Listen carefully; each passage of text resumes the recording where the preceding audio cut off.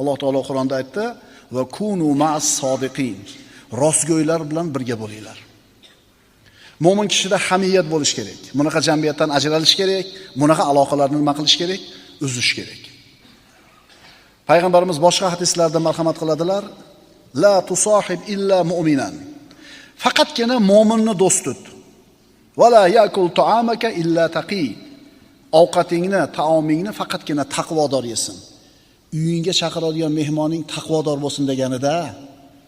Ma'qulmi? Endi insonmiz, atrofimizda har xil odam bor. Tijoratimiz, kasbimiz, ishimiz yuzasidan har xil odamlar bilan muomala qilamiz, bu mumkin. Chunki do'koningizga kirgan odamni siz namoz o'qiysizmi, o'qimaysizmi deb so'ramaysiz-da, sizning ishingiz emas bu. Savdo qilyapsiz, ro'parangizga kim kelishidan qat'iy nazar, chiroyli muomala